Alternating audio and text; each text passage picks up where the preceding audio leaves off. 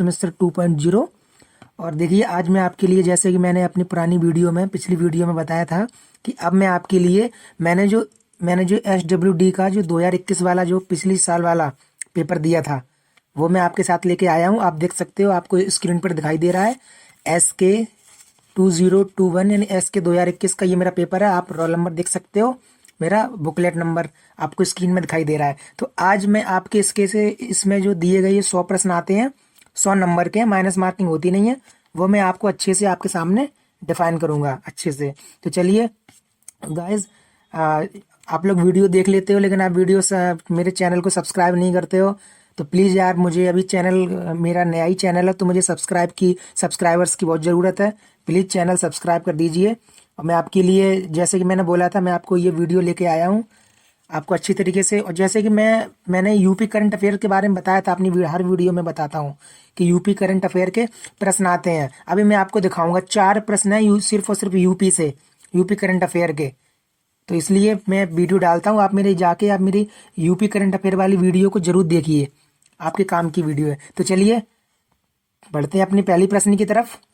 तो गाइज आप देख सकते हो, आपका जो पहला प्रश्न है कि वर्ष 2006 में गणतंत्र दिवस बृहस्पतिवार को मनाया गया, तो वर्ष 2007 में यह किस दिन मनाया जाएगा। गाइज हमको सबको पता है कि एक साल में आपके 365 दिन होते हैं, और अगर 365 दिन को अगर हम निकालें तो गाइज देखिए 2006 से और 2007 तक, 2006 से और 2007 तक कुल जो दिन है वो 365 दिन है। अब 365 दिन में हम सबको पता है कि सोमवार से सोमवार तक आने में 8 दिन लगते हैं, यानी कि दिन 7 होते हैं ना, सोमवार, मंगल, बुधवार, गुरुवार, शुक्रवार, शनिवार और रविवार, आपके 7 दिन हो गए, यानी 8वें दिन लौट के वही दिन आ जाता है। तो इसलिए हम वो जो 7 दिन बाद फिर से वही दिन आता है, इसलिए हम 7 का इसमें भाग लगा देते हैं। तो गाइज इसमें आप 7 का जब भाग लगाओगे तो 7 पंजे 35 बचा 1, 5 को वैसे ही लिख लिया, और 7 दूनी 14 यानी 1। गाइज हम सबको पता है, ये मैंने आपको बिगिनर्स जो होंगे उनके लिए मैंने बताया है कि 365 दिन में सिर्फ आपका एक दिन शेष बचता है। तो गाइज जब गणतंत्र दिवस हमारी 26 जनवरी को पड़ती है, तो अगर 26 जनवरी को यानी कि 2006 में बृहस्पतिवार है तो 27 को एक दिन बढ़ जाएगा, क्योंकि जो एक दिन ये बचा है ना तो एक दिन बढ़ जाएगा। तो गुरुवार के बाद बृहस्पतिवार के बाद गाइज क्या आता है, शुक्रवार आता है ना, तो आपका ये शुक्रवार जो ऑप्शन है वो एकदम ठीक हो जाएगा। चलिए अब पूछ रहा है और प्रश्न नंबर 2, वास्तविक फल इससे उत्पन्न होते हैं, यानी कि वास्तविक जो फल हैं वो रियलिटी में किससे उत्पन्न होते हैं। तो गाइस हमको पता है वो अंडाशय से निकलते हैं, आपके जो वास्तविक जो फल होता है। चलिए, यदि संकेत 1055 जी को प्रकट करता है, यानी कि जी जो है JEE, इसका मतलब 1055 है, तो ऐसे ही 14,520 किसका मतलब होगा। तो गाइस इसको थोड़ा जूम कर लेते हैं तो थोड़ा जगह बढ़ जाएगी। देखिए 14,520 यहाँ हम लिख लेते हैं, 14,520। देखो हमको पता है कि जो ये जे है ना, जे का जो नंबर होता है ABCD में वो 10 होता है, ई आता है 5वें नंबर पे, और ये भी ई 5वें नंबर पे। तो कहने का मतलब है ये जो वैल्यू है वो किसकी वैल्यू है, जे की 10, ई की 5, ई की 5। तो हमें ये जो पूछ रहा है कि 14,520 किसको प्रकट करेगा, तो 14 आपको किसको करेगा, एन को। हमको पता है अगर आप ABCD करो तो एन होती है वो 14वें नंबर पे आती है, 14 नंबर पे। 5 पे आपकी आती है ई, और 20 पे आपकी आती है टी, तभी तो बोलते हैं T20। तो ये गाइस जो ये फुल फॉर्म होगी वो किसकी होगी, NET की। तो आपकी NET प्रश्न नंबर 2 में आपके दे रखा है, वो ऑप्शन नंबर 2 में। चलिए, m द्रव्यमान के कण का संवेग p है, इसकी गतिज ऊर्जा होगी। तो गाइस इसकी जो गतिज ऊर्जा होगी वो आपकी होगी P²/2m, P²/2m। गाइस ये कैसी होगी, ये मैं आपको पहले ही बता दे रहा हूँ। ये आपको 2 या 3 चैनल पे आपको मिलेगा प्रीवियस ईयर का पेपर, लेकिन किसी ने भी पूरे 100% सॉल्व नहीं कराए हैं। 100 सॉल्व तो बहुत दूर, 100 बताए तक नहीं है, किसी ने ये 100 प्रश्न बताए तक नहीं है। लेकिन मैं आपको पूरे आज 100 के 100 प्रश्न बताऊंगा, अब वो भी आपको सॉल्व करके बताऊंगा। वहां तो सिर्फ यानी टिक ये है कि ये है बस। अब देखो गाइस, जो ये P²/2 हम देखिए गाइस, एक फॉर्मूला आपका होता है, इसको जूम कर दे रहा हूं मैं, M V और P में क्या संबंध होता है। तो P हमारा क्या होता है, P बराबर गाइस एक फॉर्मूला होता है MB, P बराबर MB। ये M आपका द्रव्यमान है यानी मॉस, v आपका वेग है और p आपका है वो संवेग, तो p बराबर mv आपका होता है। तो ये इसने प्रश्न में पूछा है कि m द्रव्यमान के एक कण का संवेग p है, इसकी गतिज ऊर्जा, इसकी गाइस वो पूछ रहा है गतिज ऊर्जा। गतिज ऊर्जा को डिनोट करते हैं के ई, गतिज ऊर्जा को गाइस डिनोट करते हैं के ई। मैं आपको जूम करके आपको समझा दे रहा हूँ, ठीक है। तो गाइस आप देखिए एक फॉर्मूला होता है के ई बराबर 1/2 mv²। एक के ई बराबर 1/2 mv। तो गाइस ये के वी है, के ई है, वो आपकी है काइनेटिक एनर्जी यानी आपकी गतिज ऊर्जा। तो अब जो इसमें जो ये v दे रखा है, v 1/2 बराबर mv², आपको v की, तो आपको इस v की जगह पे आपको रखना है p/v, क्योंकि जब ये v इसके, जब m है तो m इसके p के नीचे आ जाएगा, तो क्या हो जाएगा v बराबर p/m, v बराबर p/n। तो यहाँ पे जो ये v है, इस v को हटाकर और आपको v की वैल्यू यहाँ रखनी है। तो जब आप v की वैल्यू रखोगे, आज देखिए यहाँ पे बहुत ज़्यादा स्पेस नहीं है, इसलिए मैंने आपको जो था वो आपको बता दिया। तो जब आप ऐसे करके रखोगे तो आपका के ई आपको जो बराबर है, तो आपकी जो के ई बराबर है वो आपके लास्ट में आपके ये आ जाएगा p²/2m। जब आप इसका देखो, इसका यहाँ कुछ नहीं रखना, 1/2 m, और जो p/m का आप कर दो स्क्वायर, p/m का स्क्वायर कर दो, फिर आप इसको ले आओ, इसके पक्षांतर कर लो, बस कुछ नहीं होगा, हो जाएगा आराम से। फिर भी अगर आपको इस चौथे प्रश्न में अगर आपको समझ में नहीं आए, इतने के बावजूद भी समझ में आपको नहीं आए, समझ में नहीं आए, तो आप मुझे, मैं आपके इस वीडियो के उसमें अपने टेलीग्राम का चैनल का लिंक उसमें पिन कर दूंगा, आप मुझे मैसेज कर देना, मैं आपको इसका पूरा सॉल्व भेज दूंगा करके अच्छे से, ठीक है। यहाँ पे आप गाइस आपका पेज नहीं है बनना, मैं आपको और अच्छे समझा देता। फिर भी जितने को थोड़ा भी आता होगा तो वो इतने में समझ जाएंगे। जापान जैसे येन से संबंधित है, वैसे इटली गाइस किससे संबंधित है, जापान जैसे येन से, इटली आपकी लीरा संबंधित है, ठीक है गाइस। ये आपकी जो ये है, ये रियाल है, टका है, युआन है, ये सब गाइस आपकी मुद्राएं हैं, ठीक है। टका आपके बांग्लादेश की होगी, रियाल ये आपकी उसकी रसिया। चलिए गाइस बढ़ते हैं अगले प्रश्न की तरफ। प्रश्न नंबर 6, 5 तक तो मैंने आपको बता ही दिया है। चलिए प्रश्न नंबर 6 की तरफ बढ़ते हैं गाइस। देखिए जो प्रश्न आपको समझाने वाला होगा, सॉल्व वाला होगा, वो आपको अच्छे से सॉल्व करके बताऊंगा, समझा के दिखाऊंगा, ऐसी बात नहीं कि आपको ऐसे ही बता दूंगा। अब देख गाइस प्रश्न नंबर 6, पर्वत जो अन्य से भिन्न है, पर्वत जो अन्य से भिन्न है, तो अन्य से पर्वत गाइस देखिए क्या रॉकी है, क्या हिमालय, क्या अल्पस है, क्या फ्यूजियामा है। तो गाइस जब ये प्रश्न, जब ये पेपर करके आया था तो उसमें मेरा ये गलत हो गया था, मैं इसमें रॉकी करके आ गया था, लेकिन इसका सही ऑप्शन है फ्यूजियामा। क्योंकि देखो रॉकी भी पर्वत है, हिमालय भी पर्वत है, आल्पस भी पर्वत है, यानी कि रॉकी भी पर्वत है, हिमालय पर्वत है, आल्पस पर्वत है। लेकिन जो फ्यूजियामा है वो एक पर्वत श्रेणी तो है, और साथ में जापान का आपका एक वो भी है, एक ज्वालामुखी भी है, तो इसलिए ये इसको 3 से अन्य बनाता है, ज्वालामुखी। और इसकी एक और खास बात है कि ये ज्वालामुखी जिस पर्वत श्रेणी पे है ना, वो जापानी सबसे ऊंची पर्वत श्रेणी है, फ्यूजियामा जापान का सबसे ऊंचा पर्वत है। चलिए प्रश्न नंबर 7, बहुत सरल प्रश्न था ये कि इंटरनेट क्या है। तो गाइस इंटरनेट जो है वो नेटवर्क्स का नेटवर्क है, ठीक है गाइस। चलिए प्रश्न नंबर 8, कैस्पेरियन पट्टी कहाँ पाई जाती है। कैस्पेरियन आपकी पट्टी गाइस आपको कहाँ पाई जाती है, तो जी एंडोडर्मिस, जो अंते जो हमारी त्वचा होती है, जैसे हमारी जो त्वचा गाइस जो होती है, जो हमारी जो स्किन होती है वो यानी कि कई लेयर्स में होती है, तो उनकी जो यानी जो अंदर वाली लेयर होती है उसमें ये पाई जाती है कैस्पेरियन पट्टी, ठीक है गाइस। प्रश्न नंबर 8, अब गाइस पढ़ते हैं प्रश्न नंबर 9 की तरफ। निम्नलिखित में से कौन सा तत्व सूक्ष्म पोषक है।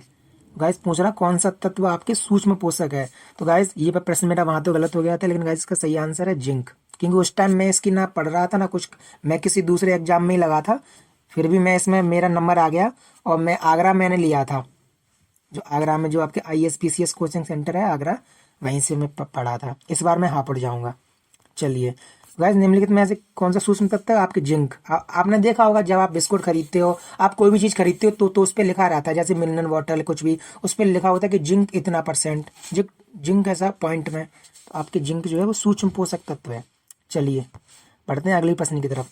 पदार्थ के संवेग और वेग के अनुपात से, यानी कि पदार्थ के संवेग और वेग के अनुपात से कौन सी भौतिक राशि प्राप्त की जाती है। ठीक है, तो गाइस वो आपके प्राप्त की जाती है द्रव्यमान। जैसे कि मैंने आपको बताया था, संवेग को गाइस कहते हैं पी और वेग को आप कहते हैं वी। तो जैसे मैंने आपको बताया नहीं था कि एम बराबर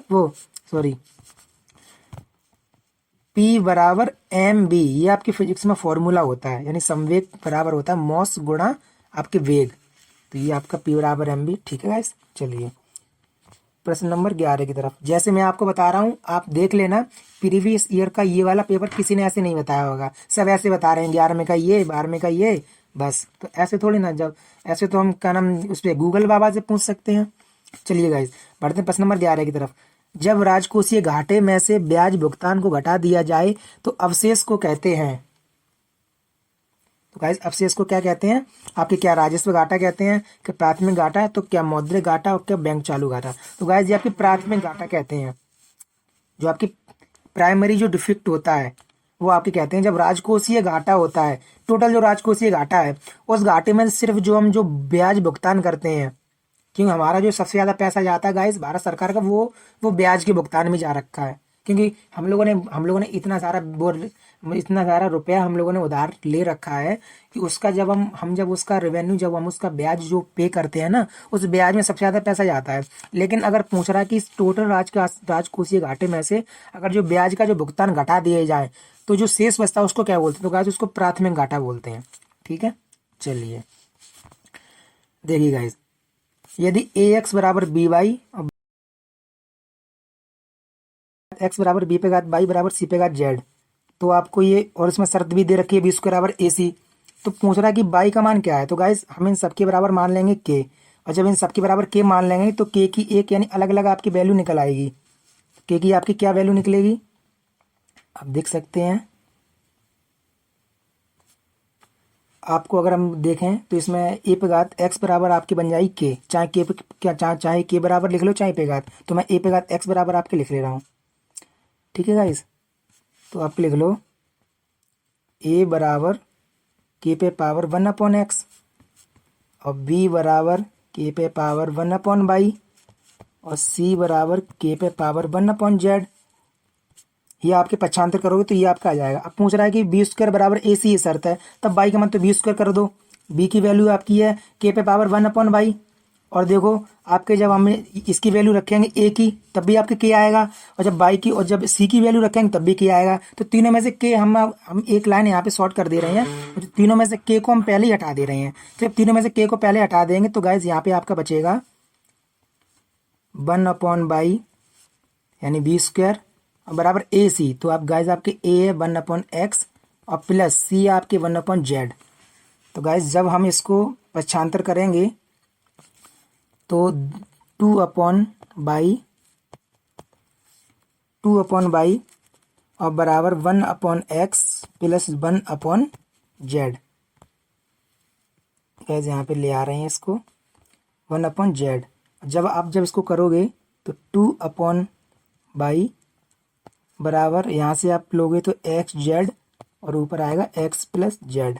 चलिए ऊपर आएगा x प्लस जेड करोगे तो आपको, आप इसका ऐसे क्रॉस इसका मल्टीप्लाई करो, क्रॉस मल्टीप्लाई करोगे तो y बराबर xz, y बराबर नहीं, क्रॉस आपको मल्टीप्लाई में करके दिखा दे रहा हूँ। तो ये क्या आएगा 1/y बराबर ये दो का जो यहाँ नीचे हो जाएगा तो x प्लस जेड बट्टे 2xz। तो गाइस जब ये हम बाई ऊपर ले आएंगे तो ये ऊपर आ जाएगा, यानी 2xz बट्टे x प्लस जेड आपका, यानी 2xz बट्टे और आपका x प्लस जेड हो जाएगा। तो आपके ये वाला चौथा ऑप्शन आपका ठीक हो जाएगा, 2xz बट्टे x प्लस जेड या z प्लस x। ठीक है गाइस, चलिए बढ़िए प्रश्न नंबर 13 की तरफ। गाइस यहाँ पे जो प्रश्न सॉल्व करने की जगह नहीं है, फिर भी अगर आपको कोई भी प्रश्न आपको समझ में ना आए तो आप मुझे मेरे टेलीग्राम चैनल के लिंक पे मैं इस वीडियो के कमेंट में पिन कर दूंगा, आप मुझे वहाँ पे पूछ लेना, मैं आपको अच्छे से समझा दूंगा। चलिए गाइस, दो स्तरीय पंचायती राज व्यवस्था की सिफारिश किस समिति ने की थी। तो गाइस 2 स्तरीय की आपने की थी अशोक मेहता ने। आप इसको याद कैसे रखोगे कि दो स्त्रियों और गाइस की त्रिस्त्रीय हम कैसे याद रखें? तो ये दिए तो आप ऐसे देखिए, बलवंत 1, राय 2, मेहता 3। तो यानी अगर आपसे पूछ ले त्रिस्त्रीय तो आपके बलवंत राय मेहता। अरे अशोक 1, मेहता 2, तो आपके दो स्त्रीय पूछे तो अशोक मेहता। ठीक है, ऐसे आप नाम से ही वहाँ पता चलता है।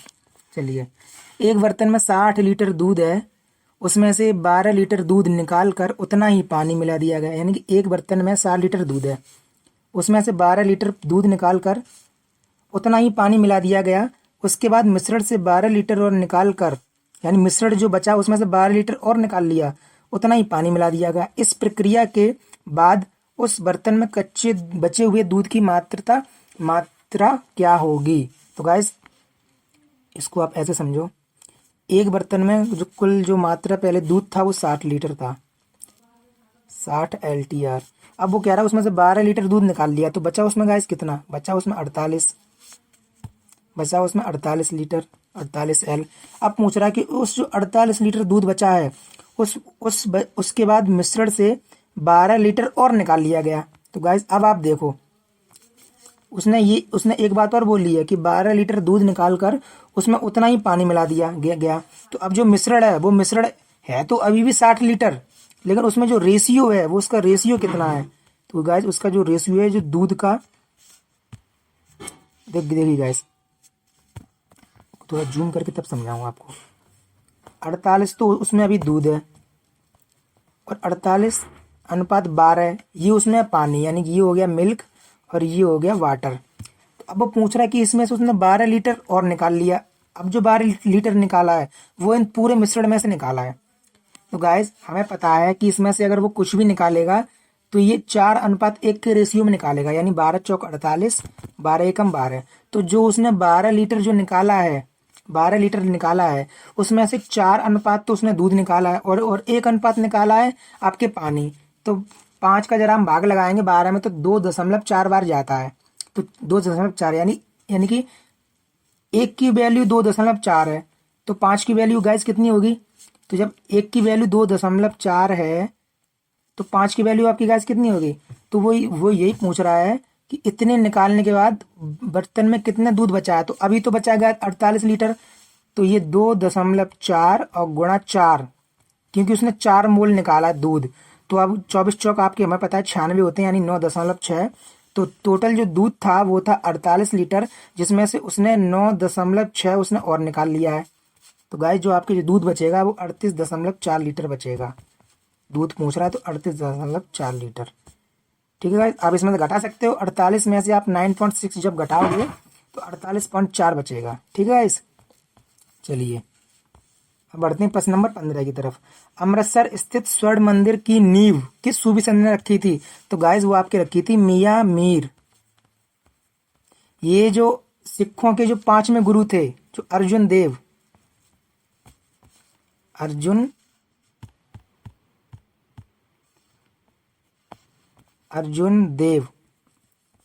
सिखों के 5वें गुरु जो अर्जुन देव थे, ये जो मियां मीर साहब थे ये उनके बहुत अच्छे मित्र थे। और गाइस अगर प्रश्न ये पूछ लिया जाए कि जो अमृतसर स्थित स्वर्ण मंदिर की नींव किस सूफी संत ने रखी थी, तो मियां मीर ने। लेकिन ये अमृतसर जो मंदिर बना है वो मंदिर बनाने के लिए जमीन गाइस किसने दी थी? तो ये बात है 1587-1588 की। और उस समय भारत में शासक कौन था? अकबर। तो अकबर ने ये उन्हें जमीन अपने इच्छा से दी थी, अमृतसर में जो स्थित जो स्वर्ण मंदिर बनाने के लिए। किसने दी थी? अकबर ने। आपकी कब दी थी? 1587-1588 में। और ये जो मियां मीर को दी थी। और मियां मीर कौन थे? ये अर्जुन देव के बहुत अच्छे मित्र थे। अर्जुन देव कौन थे? 5वें सिख के गुरु। चलिए, इतने अच्छे से तो किसी ने नहीं बताया होगा आपको। संविधान का कौन सा अनुच्छेद है जिसके अनुसार राष्ट्रपति संघीय मंत्री परिषद की सलाह मानने को बाध्य है? तो गाइस ये आपके ऑप्शन सही हो जाएगा, आपके 74। देखिए गाइस, अनुच्छेद 76 में आपके क्या है? तो अनुच्छेद 76 आपको बताता है कि भारत का एक महान्यायवादी होगा।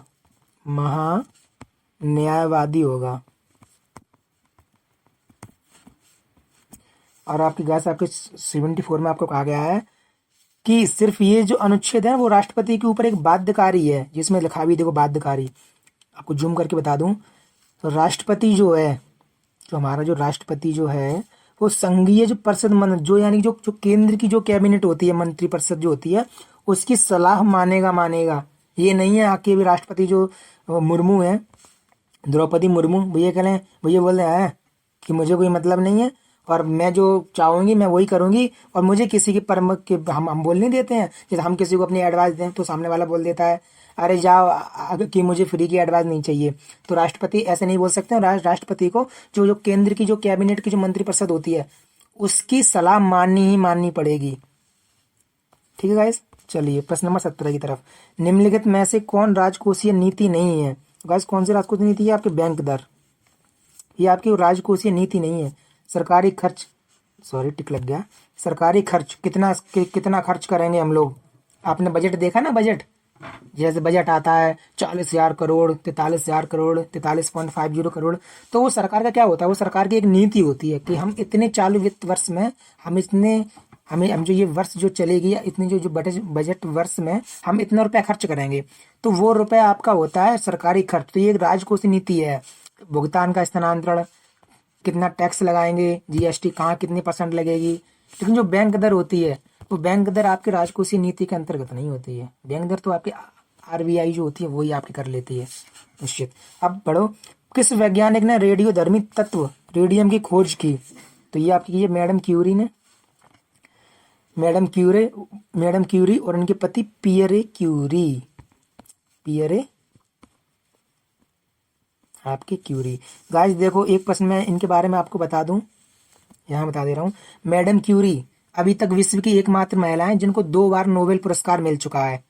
पहली बार इनको मिला है 1903 में, दूसरी बार इनको मिला है 1911 में। देखो गाइस पहली बार जो मिला है वो आपको इनको फिजिक्स में मिला है, बहुत की में पी मैंने बना दिया, पी से डोनेट कर दिया। 1911 में आपको इनको रसायन में मिला है, रसायन का मतलब आपको केमिस्ट्री में। ठीक है, चलिए गाइस, निम्नलिखित शब्दों में से किस उपसर्ग का निर्देश अशुद्ध है? तो गाइस आपको अ प्लस कल, अकल्पनीय और अकल्पनीय, गाइस ये आपका जो मिल रहा है वो एकदम आपके अशुद्ध शब्द है। बाकी ये आपके ठीक है, अपकर्ष, संभव, दुराग्रह, लेकिन अकल्पनीय आपके बिल्कुल गलत है।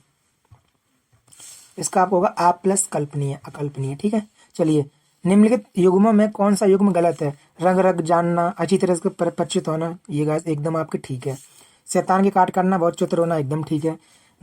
लोहा लेना सामना करना, नहीं गाइस ये आपके वो लोहा लेना सामना करना, ये भी आपके एकदम ठीक है कि मैंने लोहा लेना सामना करना, यानी वो कहते हैं ना कि मैंने अंग्रेजों का कि मैंने फलाने के युद्ध में मैंने अंग्रेजों का सामना किया था या मैंने उनसे, तो गाइस सामना करना है, मैंने उनसे लोहा लिया। लेकिन गाइस जो ये आपको जो चौथा ऑप्शन है ये आपके बिल्कुल आपके गलत ऑप्शन है। रास्ता नापने का गाइस मतलब आकलन करना नहीं होता है। जैसे कि मान लो मेरा दिमाग खराब है और मेरा कोई मित्र आ गया और वो मुझसे अपनी बकवास कर रहा है, मेरा दिमाग खराब है, तो हम उससे क्या बोलते हैं? हम बोलते हैं ऐसा काम कर, मेरा दिमाग तो वैसे ही खराब है, चल तू निकल यहाँ से, रास्ता नाप ले जल्दी। तो रास्ता नापने का मतलब है कि निकल जाओ यहाँ से चले जाओ। आकलन करने का मतलब गाइस नहीं है। ठीक है, तो आपके चौथा जो ऑप्शन आपके ठीक हो जाएगा। चलिए अब गाइस आप आ जाओ प्रश्न नंबर 21 की तरफ। 4, 10 और 20 ओम के प्रतिरोधों के समांतर समूह को 15 वोल्ट की बैटरी से जोड़ा जाता है, परपद में धारा होगी। तो गाइस हमको एक फॉर्मूला अच्छे से पता है कि V बराबर IR, ये मुझे बहुत दिन का याद है, जब मैं फर्स्ट ईयर 12th में था तब का। तो I guys ampere, V volt और R आपका प्रतिरोध है। चलिए अब देखो 4, 10 और 20 ओम के प्रतिरोध आपके समांतर क्रम में जोड़े हैं। समांतर आपका क्या होता है? 1/R बराबर 1/R1, थोड़ा जूम कर लेता हूँ, प्लस 1/R2 प्लस 1/R3। ठीक है गाइस, तो अब आप देखो 1/R बराबर 1 कितना दिया? 4, 10 और 20, तो 4, 10 और आपकी 20। ठीक है गाइस, जगह नहीं है, मैंने कहा ना 4, 10 और 20। तो कह रहा है आप जब इसको एलसीएम लेके सॉल्व करोगे तो यहाँ पे आ जाएगा आपके R बराबर 2.5 ओम। आप भिन्न तो सॉल्व कर ही लोगे ना इसका एलसीएम लेके। 4, 10 और 20 का एलसीएम आपका आ जाएगा 20, तो जब आप इसको निकालोगे 75 मल्टीप्लाई करके तो R बराबर 2.5 ओम आ जाएगा। तो हमको जब ये फॉर्मूला पता है कि V बराबर IR, तो गाइस हमको V इसमें दे रखा है, V देखो आपको तो 15 वोल्ट, V आपको हो गया 15 बराबर IR, I आपको R, तो I हमको निकालनी है, तो I और गुणा ये I है ना, आपको 1 समझो, और R, अगर R आपके दे रखा है 2.5, तो गाइस जब हम इसको 2.5 से इसको काटेंगे 2.5 से, तो ये 6 बार कटेगा, यानी कि जो I आ जाएगी 6 एम्पियर, यानी धारा आ जाएगी आपकी 6 एम्पियर। तो गाइस इसमें आपका जो ये ऑप्शन है 6 एम्पियर आपकी एकदम ठीक ऑप्शन है, ऑप्शन नंबर 4 6 एम्पियर। देखो अगर आपको इन 100 प्रश्न में से कोई भी प्रश्न में कोई दिक्कत हो, या अगर मैं आपको गलत बता भी दूं कोई प्रश्न, 100 प्रश्न है, हो सकता है एक दो प्रश्न मेरे दिमाग से उतर जाए, अगर मैं आपको गलत बता भी दूं तो आप मुझे कमेंट में बता सकते हो कि सर इसका ये नहीं है, ये हो सकता है, ऐसी कोई बात नहीं है। चीनी यात्री फायान अधोलिखित वर्ष किस वर्ष भारत आया था? तो गाइज ये 629 में आपके नहीं आया, सॉरी, ये आपके आया 699 में, ये मैंने 629 लगाया था, गलत कर दिया था, 699 में आपके आया है। मुझे ये मुंह से क्या निकल रहा है आपकी गाइज, ये 399 में आया है, सही टिक लगा रहा हूँ, मुंह से निकल रहा है, देखो वो। चलिए 399 में आया किसके समय? ये आपके चंद्रगुप्त विक्रमादित्य यानी चंद्रगुप्त सेकंड के समय आया आपके, और ये 12 वर्षों तक रहा है। चंद्रगुप्त आपके सेकंड के समय में आया है, जिसको चंद्रगुप्त विक्रमादित्य भी कहते हैं, उसके समय में आपकी ये आया है 399 में, 12 वर्षों तक भारत में रहा है। 1942 ई में भारत में किस आंदोलन की शुरुआत हुई थी? गाइस भारत छोड़ो आंदोलन की शुरुआत हुई थी। देखिए गाइस इतनी देर का वीडियो हो गई है और अभी 1942, अभी ये 23वें प्रश्न पे ही है गाइस। क्यों है? क्योंकि मैं आपको साथ में समझा के भी चल रहा हूँ। कोई यार होता तो वो टिक मारता तो अभी तक तो वो 40-50 पे पार कर गया होता। मैं आपको समझा रहा हूँ। देखिए 1942 में भारत के किस आंदोलन की शुरुआत हुई? गाइस देखो भारत छोड़ो आंदोलन की शुरुआत हुई, सारे लोग आपको ये बताएंगे, लेकिन भारत छोड़ो आंदोलन की आपकी किसने शुरुआत की? आपके महात्मा गांधी ने ये शुरुआत की। ठीक है, आपके 8 अगस्त 1942, 8 अगस्त 1942 को आपकी इसकी घोषणा होती है, और ये शुरुआत आपकी इसकी एक दिन बाद होती है, 9 अगस्त को होती है। और यही वो आंदोलन था जिसमें एक नारा दिया गया था बहुत फेमस, जो पेपर में पूछा जाता है, करो या मरो। करो या मरो का जो नारा था वो इसी आंदोलन में दिया गया था। चलिए 74वां संविधान संशोधन निम्न राज्यों पर लागू नहीं होता। तो गाइस एक चैनल है, मैं उसका नाम नहीं लूंगा, तो उसने ऐसे 5-6 प्रश्न छोड़ दिए, वो प्रश्न जो कि बताने ही चाहिए थे। अब मैं यूपीएससी की तैयारी करता हूँ अभी, मतलब ये वाला पिछली बार मैंने एग्जाम दिया था, तो एग्जाम देने के बाद मैं आगरा पहुंच गया, वहां से यूपीएससी की तैयारी की, तो मुझे इनके आंसर पता है, मैं आपको बता दे रहा हूँ। देखो जो 74वां संविधान संशोधन आपके 4 राज्यों पर लागू नहीं होता, मेघालय, मणिपुर, मिजोरम, और आपकी एक ये नागालैंड, आप ये यहाँ लिख दे रहा हूं मैं, नागालैंड। तो गाइस इसमें पूछा 74वां संविधान संशोधन निम्न राज्यों पर लागू नहीं होता, तो देखो मेघालय पे भी लागू नहीं होता और नागालैंड पे भी लागू नहीं होता, तो इसमें ए और बी आपके ऑप्शन एकदम ठीक है। जबकि वो ये बोल रहे थे, देखो अभी ये वाला प्रश्न एकदम कंफ्यूजन में, अरे भाई काय का कंफ्यूजन, सीधा उसमें दे रखा, उसमें जहां उपमेय में उपमान की संभावना की जाए वहां कौन सा अलंकार होगा? उत्प्रेक्षा अलंकार होता है, सबको पता है। चलिए समांतर चतुर्भुज ए बी सी डी के विकर्ण ए सी और बी डी के दूसरे को बिंदु 0 पर प्रतिच्छेद करते हैं। यदि डी ए सी बराबर 32 तो ए ओ बी 70, तो डी बी सी का मान आपके ज्ञात करना है। देखिए अब बना लीजिए ए बी सी डी, और ये आपके गाइस है 0।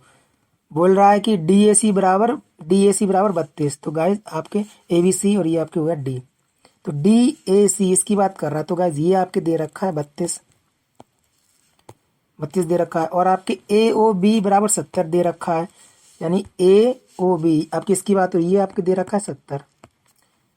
गाइस ठीक है, जब ये 70 दे रखा है आपके, तो ये जो बना इसका जो बहिष्कोण आप अगर निकालोगे, आप इसका बहिष्कोण निकालोगे, तो ये और प्लस ये। तो इसमें पूछा क्या है, इसमें आपके पूछा है डीबीसी, यानी डीबीसी गाइस आपके ये पूछा है, आपके ये उसने पूछा है डीबीसी। तो अब ये 70 में से डीबीसी यहाँ के 70 है बराबर ये प्लस ये, तो ये 70 है, तो ये भी 32 होगा। जब ये गाइस 32 तो आपके ये भी आपके 32 होगा, क्योंकि समानांतर है उसमें दे रखा है, ये 32 होगा।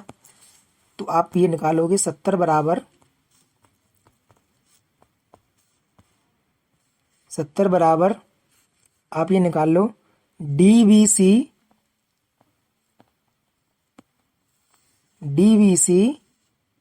और प्लस ये 32, तो ये भी 32 त्रिभुज डीबीसी। तो गाइज आपके त्रिभुज जो डीबीसी होगा वो आपके 70 माइनस 32 हो जाएगा, मतलब आपके 38 हो जाएगा। ठीक है गाइज, प्रश्न नंबर 4 आपके 38 में ऑप्शन नंबर 4। तो ये 26 में का आपका ऑप्शन नंबर 4 हो गया। ठीक है गाइज, प्रयागराज स्थित गुप्त सम्राट समुद्रगुप्त की प्रयाग प्रसिद्धि पर किस मुगल शासक का लेख उत्कीर्ण है। तो गाइज आप देखो इस पे 3 मुगल शासकों के मतलब इस पे टोटल इस पे 3 शासकों के लेख उत्कीर्ण है, जिसमें आपके समुद्रगुप्त, आपको पता है जो समुद्रगुप्त ने इसको लाई प्रयाग प्रशस्ति आपके इलाहाबाद में है। इस पर आपके जहांगीर, मैंने ठीक लगाया था ये जहांगीर के, इस पे आपके जो क्रिया जो जहांगीर ने जो कुछ काम करवाए हैं उसके आपके लेख आपके इस पर उत्कीर्ण है। तो इसमें कोई डाउट नहीं है, जहांगीर इसका ठीक आंसर है। विश्व जैव विविधता दिवस कब मनाया जाता है, तो आपके 22 मई गाइस आपके मनाया जाता है, 22 मई। चलिए, what signifies that the people are happy, the fact that is the sunlight. ये आपके गाइस दे रखा है, आपको इसको पढ़ के आना है। तो beauty is seen in the sunlight, उसमें बोल रहा है कि जो ब्यूटी जो दिखाई देती है या ब्यूटी जो देखते हैं वो सनलाइट में देखी जाती है। The trees the bird, the trees और द वर्ड्स, यानी ट्रीज माने पेड़ पौधे, वर्ड माने चिड़िया। Corn growing and people working, people क्या करते हैं, वर्क करते हैं। On dancing on their harvest, अपनी फसलों पर ये जो पक्षी हैं फसलों पर क्या करते हैं, डांस करते हैं, नाच करते हैं। तो इसमें प्रश्न इसमें पूछ रहा है what signifies that the people are happy. तो गाइज मैंने इसका तो ये लगाया था the fact that is in sunlight, यानी जो फैक्ट है ये जो पीपल जो हैप्पी होते हैं, क्यों हैप्पी होते हैं, क्योंकि डेट इज द सनलाइट, जो फैक्ट है जो सनलाइट है वो फैक्ट है पीपल के खुश होने का। तो मैंने गाइज इसका सनलाइट लगाया था। ठीक है, चलिए, in the first stanza the poet describe the scenes of. तो गाइज द लेट इवनिंग या the day, the black night, the midnight. देखिए गाइज बोला है कि इसका जो फर्स्ट जो स्टेंजा है ये वाला वो मतलब किसको निरूपित कर रहा है, किस संबंधित है। देखिए the beauty is seen in the sunlight. Guys आप देखिए सनलाइट आपकी कब होगी, इसमें बता दे रहा हूं, देखिए describe the black night. Guys आप देखिए सनलाइट जो नाइट में तो होती नहीं है, द मिड नाइट आधी रात में भी नहीं होगी। अब आप आ जाओ द लेट इवनिंग और द डे। अब इन दो में से कोई ठीक होगा, लेकिन वो कह रहा है इसमें से पहला कब, देखो the trees the bird corn growing एवं प्यूपिल वर्किंग। अब क्या प्यूपिल जो वर्क करते हैं, काम करते हैं, क्या वो लेट इवनिंग में काम करेंगे, वो तो दिन में काम करेंगे ना। और दिन में ही हमारी जो फसल लहलाती है, दिन में ही हमारे क्या होता है, सनलाइट होती है अच्छी खासी, और दिन में ही the trees the bird growing करते हैं। तो इसमें पूछ रहा है द डे और द लेट इवनिंग। तो गाइस इसमें द लेट इवनिंग नहीं होगा, इसमें द डे आपका होना चाहिए 99% द डे। चलिए, गोपाल कृष्ण गोखले ने किस संस्था की स्थापना की थी। तो गाइस आपके दिस सर्वेंट ऑफ इंडिया की आपकी स्थापना की थी किसने, आपके आपके जो ये गोपाल जो कृष्ण खोखले हैं, गोखले सॉरी, इसने आपकी स्थापना की थी। और गाइस आपको अगर वो ये पूछ ले कि कब की गई थी, तो आप इसकी डेट लिख लो, 12 जून 1905 को आपकी स्थापना की थी। और 1905 में आपके एक बहुत महत्वपूर्ण घटना होती है। गाइस देखिए इसके बाद अगर आपको चाहिए तो आपको मैं जो महत्वपूर्ण जो इतिहास की जो घटनाएं हैं महत्वपूर्ण, वो मैं आपकी वो मैं लेके आ जाऊंगा। कब से, आपकी जो सिंधु घाटी सभ्यता की जो डेट्स हैं वहां से लेकर और आपकी जो अभी तक जो आपकी डेट्स हैं, यानी 2022 तक आपकी जितनी भी इम्पोर्टेंट डेट्स हैं जो कि पूछी जाती हैं एग्जाम में, वो मैं आपकी पूरी वीडियो बना दूंगा। अगर आपको चाहिए तो आप इस वीडियो के कमेंट में आप बोल देंगे, मैं आपको वीडियो बना के दे दूंगा। वो गाइस ऐसी वीडियो होगी मैं लिख के दे सकता हूँ, उस वीडियो में से हर एग्जाम में 3-4 प्रश्न पूछेगा ही पूछेगा। 3-4 नंबर तो कहीं नहीं गए। तो गाइस चलिए आगे बढ़ते हैं। हाँ, मैं बता रहा था कि 1905 में आपके एक बहुत महत्वपूर्ण घटना हुई है, वो आपके बंगाल विभाजन है। 20 जुलाई को गाइस आपके बंगाल विभाजन की घोषणा होती है, और ये घोषणा आपके 16 अक्टूबर को आपकी है, 16 अक्टूबर को आपकी प्रभावी हो जाती है। चलिए, निम्नलिखित रचनाओं को उनके कलाकारों उनके रचनाकारों के साथ सुमेलित कीजिए। तो गाइस देखिए, यामा हमको पता है, मुझे अच्छे से याद है, महादेवी वर्मा की है। बादल राग मुझे पता नहीं थी। कवितावली मुझे पता थी, तुलसीदास की है। और मधुशाला तो बच्चे बच्चों को पता है, हरवंश राय बच्चन की है। ठीक है, तो गाइस इसका मैंने मिला लिया था, इसका पहला ही वाला एकदम ठीक बैठा था आपका। चलिए, 1 नैनोमीटर होता है। गाइस देखिए, इस प्रश्न पर बहुत ही लोगों ने, मैं बच्चे तो नहीं बोलूंगा, मैं खुद बच्चा हूँ। तो 1 नैनोमीटर होता है। तो गाइस ये इस नैनोमीटर की 3 वैल्यू होती हैं। जो इसमें ये दे रखा है 10⁻⁷ सेंटीमीटर, गाइस देखिए वो भी एकदम ठीक है, क्योंकि 10⁻⁷ सेंटीमीटर। अब सेंटीमीटर को सेंटीमीटर में बदलने के लिए इसकी वैल्यू कभी मीटर में भी रही होगी, तो 10 वो आपके -9 सेंटीमीटर हो गया। ये भी आपकी वैल्यू ठीक है, 10⁻⁹। और गाइस 1 नैनोमीटर को आपको हम बोलते हैं 10 एंगस्ट्रॉम भी बोल देते हैं। तो ये तीनों ही वैल्यू ठीक है, 10⁻⁷ सेंटीमीटर, 10⁻⁹ सेंटीमीटर, और 10 एंगस्ट्रॉम। तो 1 नैनोमीटर की ये 3 वैल्यू होती हैं। तो आपके ऑप्शन नंबर 2 एकदम ठीक है। चलिए, भारत में नागरिकता प्राप्त करने का तरीका नहीं है। तो ये बस संयुक्त राष्ट्र संघ द्वारा, संयुक्त राष्ट्र संघ का यानी कि यूएनओ का हमारा कोई मतलब नहीं है। पंजीकरण भी हो सकता है, जन्मजात और राज्यकृत भी। अब गाइस ये संयुक्त राष्ट्र संघ यहाँ पे आया, तो आप इसकी स्थापना लिख लो, यूएनए की 24 अक्टूबर 1945। गाइस जैसे मैं आपको एक एक प्रश्न बता रहा हूँ डिफाइन करके, किसी ने नहीं बताया होगा। देश की सकल घरेलू बचत में कौन सा क्षेत्र अधिकतम योगदान देता है? तो गाइस आपका घरेलू जो क्षेत्र है, हाउस होल्ड सेक्टर, वो आप सबसे ज्यादा आपके योगदान देता है। हमारी जो जीडीपी होती है उसमें, जो सकल जो घरेलू बचत में देता ही है, जीडीपी में भी देता है। चलिए, निम्नलिखित में शुद्ध वर्तनी वाले शब्द का चयन कीजिए। तो गाइस ये आपको शुद्ध वर्तनी आपका शब्द आपका ये हो जाएगा दृष्टा, जिसका मतलब होता है देखने वाला। और मैं आपको बता दूं, मैं चैनल का नाम नहीं लेने वाला हूं। आप जब SWD सर्च करते होगे तो आपको वही चैनल ज़्यादा सबसे पहले आता होगा। उसमें इस प्रश्न का सही आंसर ये लगवाया, सृष्टा। और उन्होंने सृष्टा को सृष्टि पढ़ा है। और यही नहीं है, अभी इन 100 में से मेरे आप मिला लेना, और आपने अगर उनकी वीडियो देखी होगी तो आप उनके देख लेना, 4-5 प्रश्न आपको गलत मिलेंगे वहाँ पे। बच्चों ने वहाँ पे कमेंट में बताए भी हैं गलत, लेकिन मैंने ये एक एक आपके एक्यूरेट आपको प्रश्न बताए हैं। नील हरित शैवाल के नाम से आपको किसको जाना जाता है? साइनोबैक्टीरिया। इसको आपको नील हरित शैवाल के नाम से भी आपको जाना जाता है। ठीक है, 8 क्रमिक संख्याओं का औसत आपके 6.5 है। उनमें से गाइस देखो, 8 क्रमिक संख्या यानी 1 1 2 3 4 5 6 7 8, 4 और 4 8 पूछ रहा है। उनमें से सबसे छोटी यानी इसका और इसका औसत पूछ रहा है। तो गाइस देखो, चाहे हम इन 8 का औसत निकालें, चाहे इन दोनों का निकालें, औसत आपका सेम ही आएगा, यानी जितना है उतना ही आएगा। यानी कितना आएगा? 6.5। ठीक है, चलिए, भारतीय संविधान के अंतर्गत वित्तीय आपातकाल की घोषणा अनुच्छेद 360 में आपके 356 में आपके क्या है? आपकी राष्ट्रपति शासन है।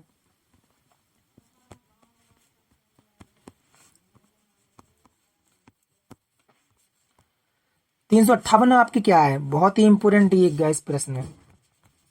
358 में आपके है कि जब ये राष्ट्रपति शासन लगता है, जब राष्ट्रपति शासन लगता है तो उसमें आपने सुना होगा कि उसमें हमारे जो मूल अधिकार हमको दिए गए हैं 6, वो मूल अधिकार जो अनुच्छेद 19 में दिए गए हैं, उसमें से बहुत से अधिकार हमारे मतलब छीन लिए जाते हैं।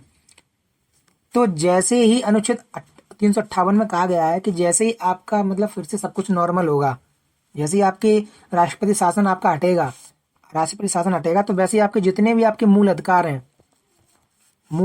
हैं वो आपको वापस मिल जाएंगे। मूल अधिकार आपको वापस मिल जाएंगे। ठीक है, यानी आपके जो मूल अधिकार आपको पहले दिए गए हैं वो आपको वापस मिल जाएंगे जैसे ही आपको ये हटेगा राष्ट्रपति शासन। तो ये आपको बताया गया है। चलिए, प्रश्न नंबर 40, दिए गए विकल्पों में से विषम शब्द चुनिए। तो गाइस एल्युमिनियम, आयरन या गाइस निकल या गाइस कोबाल्ट। तो आपको इसमें से बताना है कि प्रश्न नंबर 40 है, दिए गए विकल्पों में से विषम संख्या क्या गाइस एल्युमिनियम विषम है, क्या गाइस आयरन आपका विषम है, और क्या गाइस आपका कोबाल्ट विषम है, क्या आपका निकल विषम है। तो गाइस मैं आपको ये बताना चाहता हूँ कि देखिए आपका जो एल्युमिनियम है, आपका आयरन है, आपका निकल है। देखो निकल, आपका आयरन और आपका ये कोबाल्ट, इन तीनों को गाइस आपका द आयरन ट्राइड कहते हैं, यानी कि आपका फेरस आपको मेटल कहते हैं। यानी सेम केमिकल और जो रिएक्शंस होती हैं और जो सेम जो फिजिकल जो प्रॉपर्टी आपकी होती है वो इन तीनों की होती है। तो गाइस इसका जो सही आंसर आपका हो जाएगा आपका एल्युमिनियम। यानी कि ये तीनों एक तरीके ही व्यवहार करते हैं। आपके आयरन, निकल और इनको बोलते क्या है, इसको आपको फेरस मेटल, इसको आपको बोलते हैं। आप लिख लो ferrous metal. The iron triad भी इनको बोलते हैं, आप लिख लो, चलो भूल जाओगे।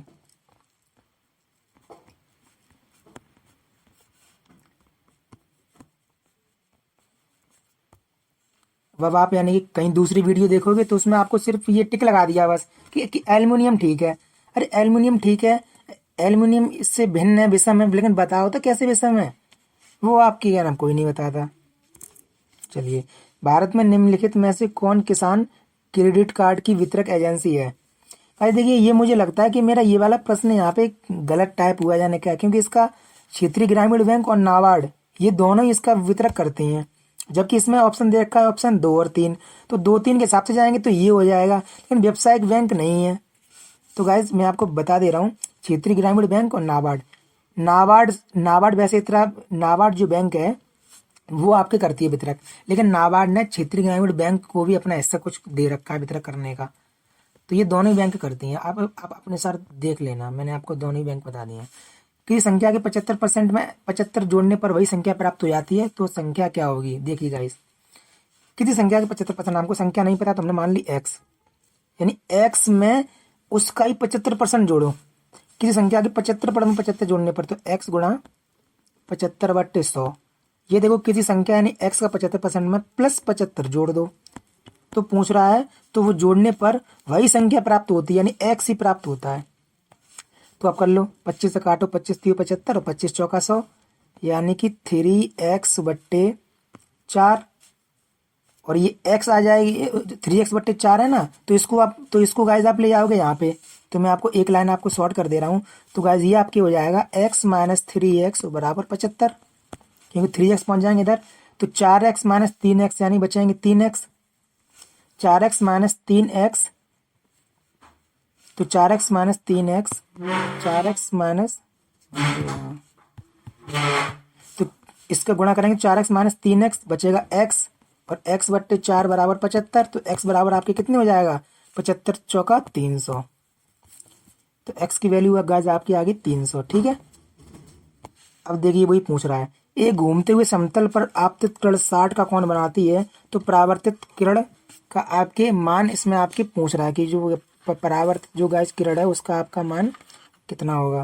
गाइस मैंने तो यहाँ पे 30 लगाया था, लेकिन गाइस आपके 30 नहीं है, आपके इसमें 120 आपका होगा, क्योंकि जब एक समतल घूरती हुई पृथ्वी पर आपतित किरण 60 है तो उसका जब वो परावर्तन कोण बनाएगी तो उसका वो डबल गाइस परावर्तन कोण उसका आपका बना देगी। तो आप गाइस इसका देख लेना, 120 मैंने लगाया। मानव विकास सूचकांक रिपोर्ट 2020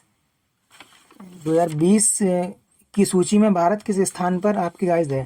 तो गाइस अब ये प्रश्न पूछा गया है जब परीक्षा हुई थी, यानी कि तब 2020 की रिपोर्ट पूछी गई थी, तो वो तो गाइस आपकी 131 है, लेकिन वर्तमान में आपके 132 हो गई है, ठीक है, याद रखना। चलिए, उड्डयन के संधि विच्छेद का ये तो सबको पता, उत्तढ़न दयन। चलिए गाइस, राज तरंगी का लेखक कौन है गाइस, सबको पता है, कल्हड़ जी हैं। और राज तरंगिणी में आपके कश्मीर का इतिहास बताया गया है। एक बार यही प्रश्न पूछ लिया गया था कि कश्मीर के ऐसे कौन से पुस्तक है कि जिसमें कश्मीर का इतिहास बताती है जो पुस्तक, तो गाइस वो आपकी राज तरंगिणी है, कल्हड़ के द्वारा आपकी रचित है। Choose the incorrect sentence. तो गाइस ये जो पहला ही ऑप्शन है वो ही आपका इनकरेक्ट है। कैसे इनकरेक्ट है, वहां पे गाइस आपके इंग्लिश के सारे प्रश्न आपके छोड़ दिए गए हैं, करवाई नहीं गई, मैंने तो कर दिए हैं। My friend reads in an, ये जो आप देख रहे हो ये एन, ये एन नहीं होगा guys, university, you you you आता है इसमें। इसमें कोई मतलब इंग्लिश में तो यू है, जैसे हमको पता है कि ए ई आई ओ यू वोवल्स होते हैं, ए आई ओ, लेकिन ये वोवल्स सिर्फ मतलब ये नाम से नहीं, जब हम इनका उच्चारण करते हैं तो क्या उच्चारण के समय ये आते हैं, तो उच्चारण के समय गाइस यूनिवर्सिटी में यू आती है, और यू तो कोई वोवल है नहीं, तो इसलिए यहाँ पे ए की जगह यहाँ पे एन होगा। तो गाइस आपका प्रश्न नंबर पहला ठीक हो जाएगा। नॉर्थ ईस्टर्न रेलवे का मुख्यालय गाइस आपके गोरखपुर में है। जब कांच की छड़ को रेशम से रगड़ते हैं तो आवेश, तो कौन सा आवेश उत्पन्न होता है? तो गाइस देखिए, कोई भी इसमें नया आवेश उत्पन्न नहीं होता है, लेकिन जो छड़ होती है ना, छड़, तो छड़ पे आपके धन आवेश उत्पन्न हो जाता है। चलिए, सितंबर 2020 में उत्तर प्रदेश के मुख्यमंत्री श्री योगी आदित्यनाथ ने कहाँ पर भारत की सबसे बड़ी फिल्म सिटी, तो गाइस आपके गौतम बुद्ध नोएडा में, गौतम बुद्ध को जिसको नोएडा बोलते हैं, वहां पर आपके स्थित है, मतलब वहां पे आपके बनाई जा रही है। निम्नलिखित में से कौन मौलिक अधिकार नहीं है? तो गाइस समानता का अधिकार आपके है मौलिक अधिकार, शोषण के विरुद्ध भी अधिकार है, स्वतंत्रता का अधिकार। ये गाइस आपके जो मौलिक अधिकार है वो आप यहाँ पे लिख लीजिए। मौलिक अधिकार आपके भाग 3 में है, भाग 3 में मौलिक अधिकार है, और अनुच्छेद 12 से आपके 35 तक है। ठीक है, तो गाइस संपत्ति का अधिकार वर्तमान में नहीं है, एक समय ये भी था संपत्ति का अधिकार, लेकिन अब नहीं है। पहले ये, तो अब इसको कर दिया गया है 300A में, पहले ये गाइस आपके 31 में था, अब इसको 300A में कर दिया है। ठीक है, चलिए, डीएनए के कोडिंग सेगमेंट को कहा जाता है गाइस, इसको एक्सॉन कहा जाता है। जो डीएनए का जो कोडिंग जो सेगमेंट जो कोडिंग जो सेगमेंट होता है, कई सेगमेंट होते हैं जिसमें एक आपके कोडिंग सेगमेंट भी होता है, जिसको आपको एक्सॉन कहा जाता है। चलिए, सन 1905 में बंगाल विभाजन के समय भारत का वायसराय, तो गाइस ये लॉर्ड कर्जन था। कैसे याद रखोगे? कर्जन ने कर दिए, कर्जन ने कर दिए। और जब बंगाल विभाजन की जब घोषणा हुई थी तब तो लॉर्ड कर्जन था, लेकिन बंगाल विभाजन की घोषणा रद्द जो हुई थी 1911 में, तब कौन था? तब गाइस आपके हार्डिंग था, ये हार्डिंग झंडूबाम, तब गाइस आपकी ये था लॉर्ड हार्डिंग। ठीक है, और मैंने इसकी आपको ये भी बता दूं, आपकी 16 जुलाई, वो सॉरी 20 जुलाई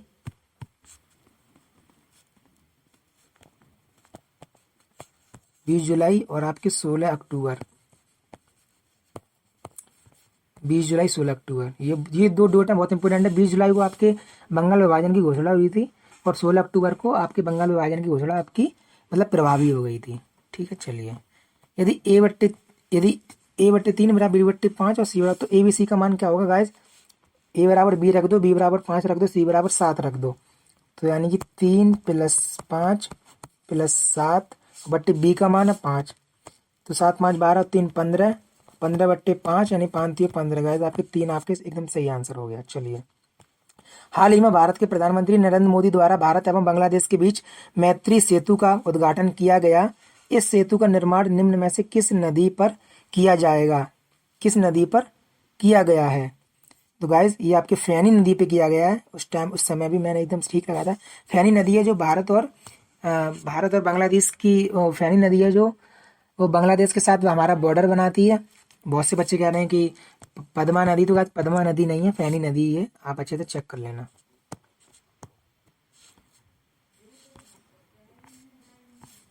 चलिए गाइस, कौन सा साल अधिवर्ष है? अधिवर्ष का मतलब गाइस होता है लीप ईयर। कौन सा साल आपके लीप ईयर है? तो गाइस आप इसमें देख सकते हो कि आपका कौन सा साल आपके लीप ईयर है। तो देखो, जैसे जैसे हम लोगों को पता है कि जौन सा साल 4 से विभाजित हो जाए, 4 से भाग चला जाए, वो साल लीप ईयर हो जाती है। लेकिन गाइस ऐसा नहीं है, हर किसी केस में ऐसा नहीं होता है। लीप ईयर का मतलब 100 अगर साल से नीचे है, 100 से नीचे, तब तो हम उसमें 4 का भाग लगाएंगे।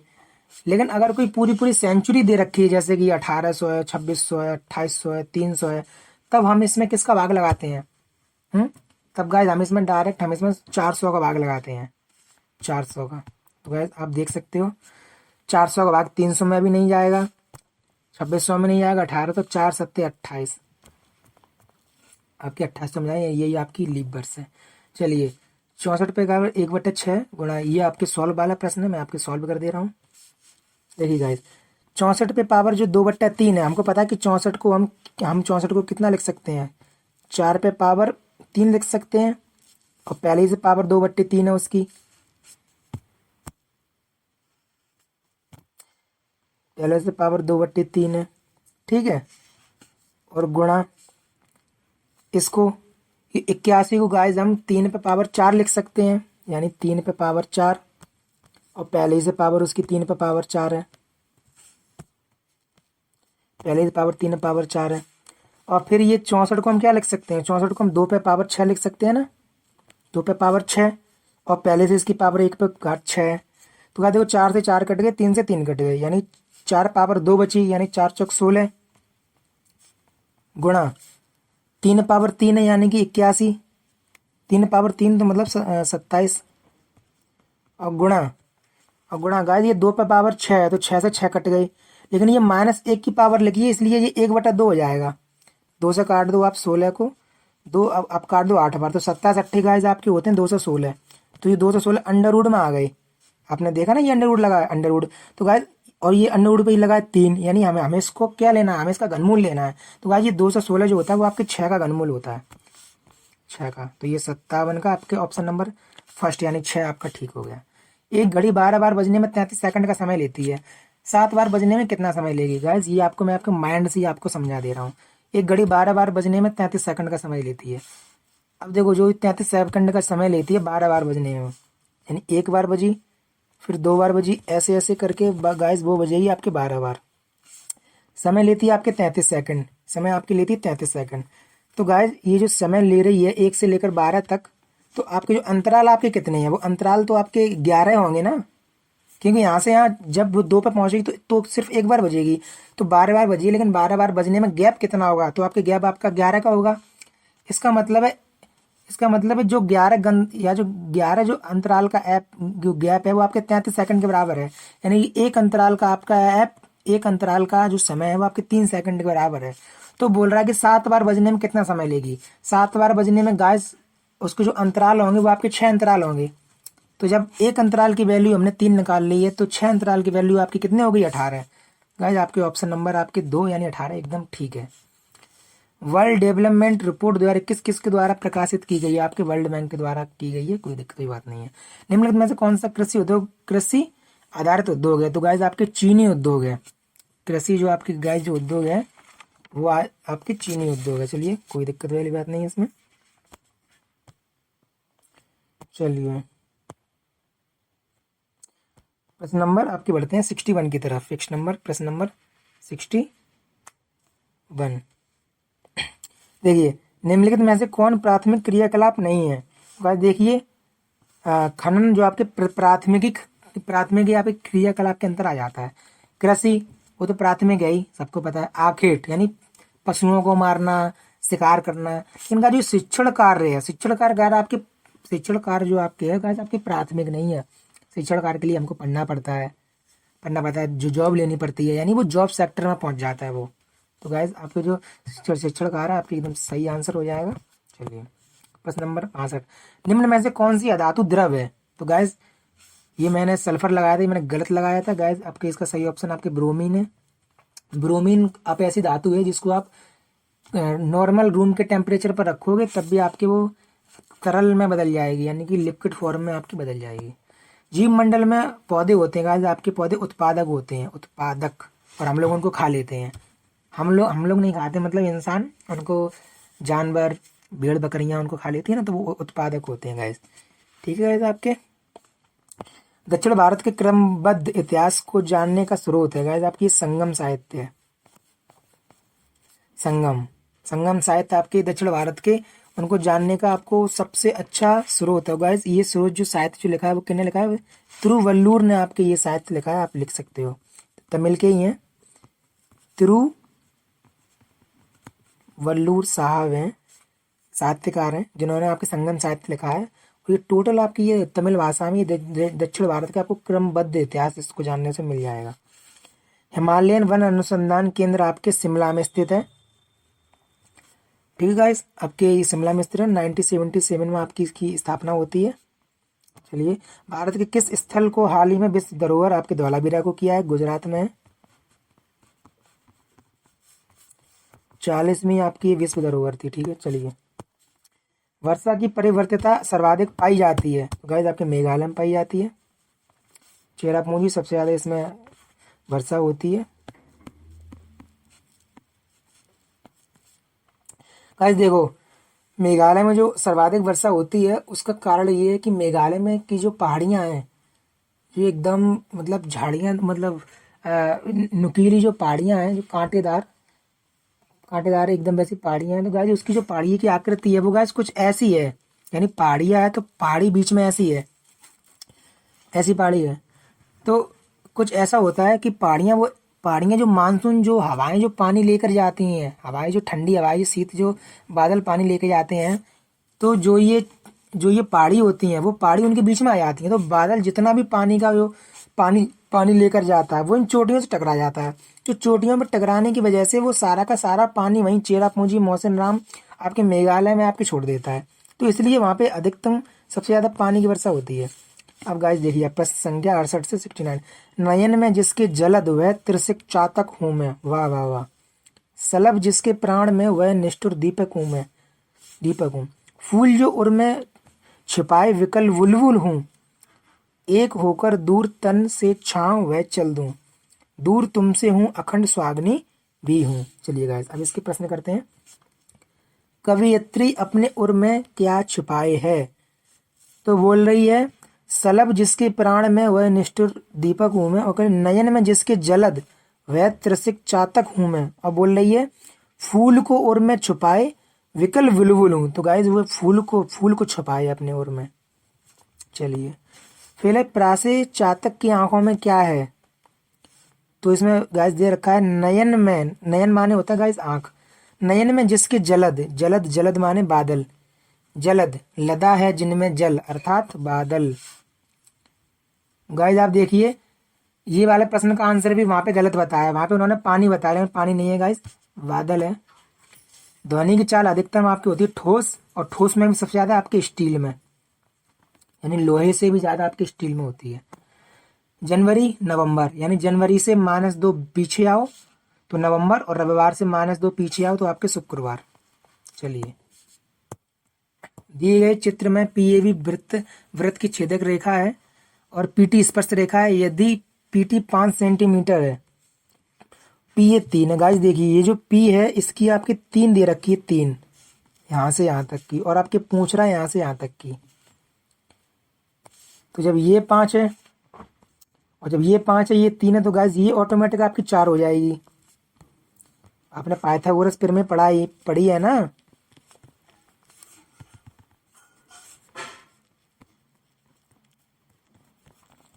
पाइथागोरस आपने फिर में AC स्क्वायर बराबर AB स्क्वायर,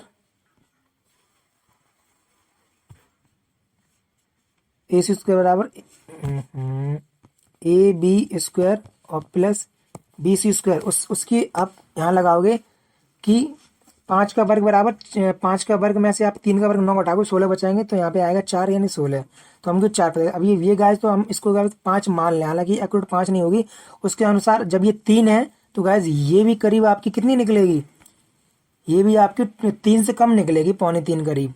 तो गाइस ये 2 और 3 के बीच में थी, तो इसीलिए मैंने 3 में 2 और जोड़ के 5 और 6 के बीच का आंसर लगाया था।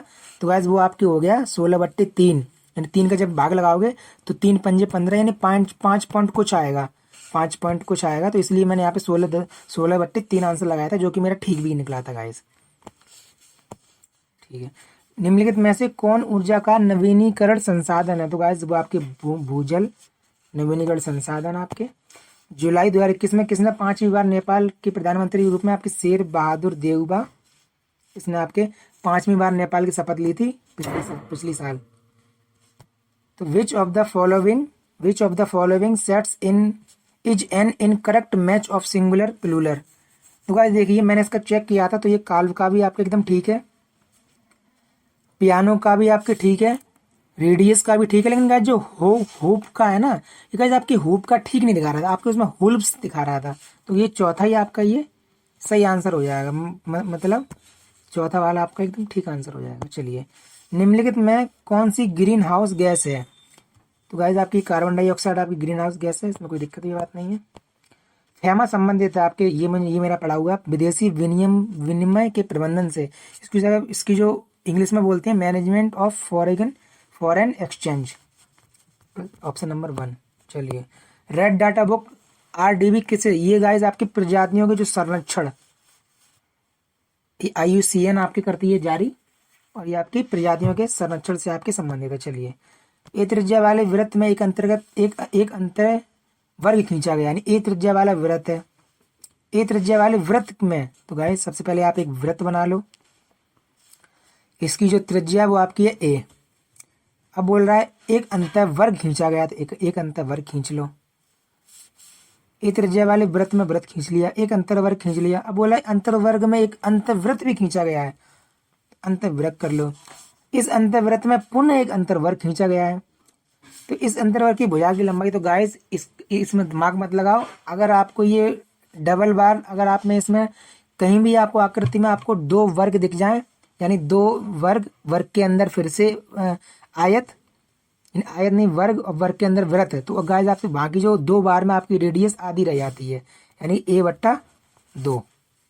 चलिए, निम्नलिखित पदार्थों में से कौन एक लौह चुंबकीय है, तो गाइस आपके निकल जो है आपके लौह चुंबकीय पदार्थ है। चलिए, प्रश्न नंबर 81, अधोलिखित किस विद्वान ने यूनानी विवरणों से उद्धृत सैंड्रोकोट्स की पहचान चंद्रगुप्त से की है, तो गाइस ये आपकी विलियम जोन्स ने की है।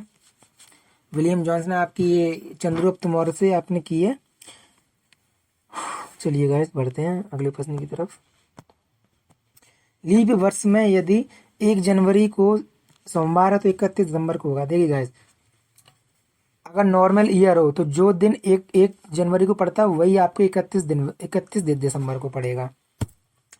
लेकिन बात कर रहा है लीप ईयर की, तो लीप ईयर में गाइस आप क्या होता है, आपकी 29 फरवरी बढ़ जाती है एक, तो 29 फरवरी बढ़ गई, यानी एक दिन भी बढ़ गया।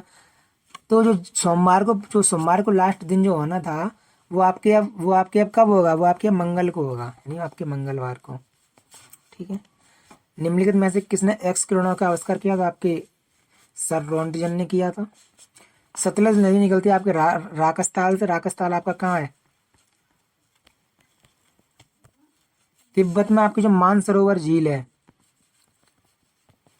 मानसरोवर, और गाइस यहीं से आपकी निकलती है ब्रह्मपुत्र नदी। ठीक है, चलिए, द थर्ड पिलर नामक पुस्तक के लेखक कौन है गाइस, आपके रघुराम जी राजन है, जो कि पूर्व RBI गवर्नर भी रह चुके हैं। आपने 100 के नोट पे या किसी अपना 1 रुपए का नोट छोड़ के और आपने बाकी सबके पुराने जो नोट हैं आपने उन पे रघुराम जी राजन इनके आपने हस्ताक्षर भी देखे होंगे। बोलते हैं कि मैं 10 रुपए भारत सरकार को अदा करने का वचन देता हूँ। भारत का पहला शहरी विकास बैंक UDB उत्तर प्रदेश के किस जिले में स्थित है। गाइस देखिए, इसका प्रश्न जो उन कोई टीचर हैं उन्होंने भी नहीं दिया था, लेकिन गाइस मुझे इसका सहारनपुर लगा, क्योंकि जो पहली जो शहरी जो बैंक वो आपके सहारनपुर में स्थापित हुई, तो मैं इसका सहारनपुर ही लगा के आया था, और 99% गाइस इसका सहारनपुर ही लगता है मुझे। चलिए, अदरक रूपांतरण है किसका गाइस, तना है।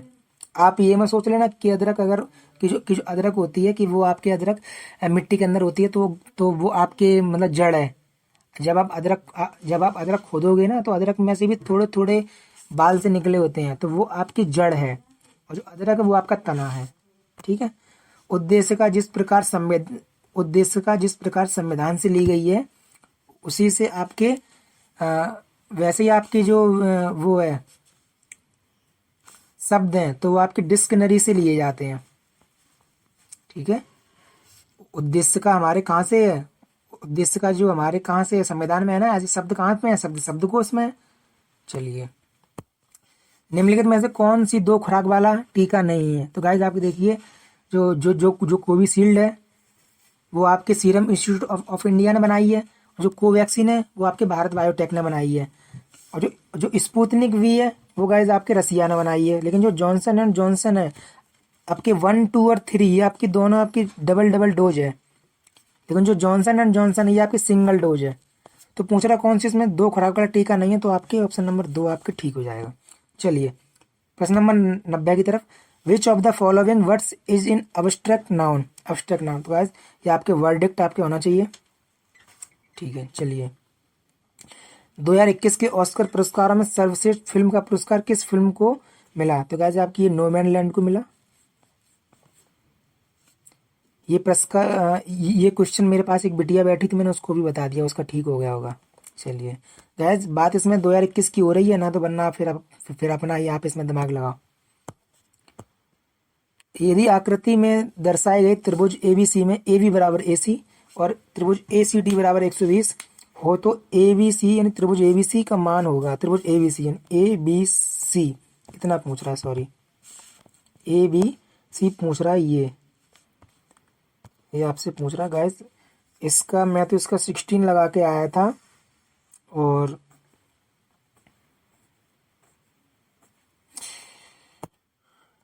इसका होना चाहिए यदि आकृति में दर्शाए गए त्रिभुज एबीसी में AB बराबर AC यानी AB बराबर AC।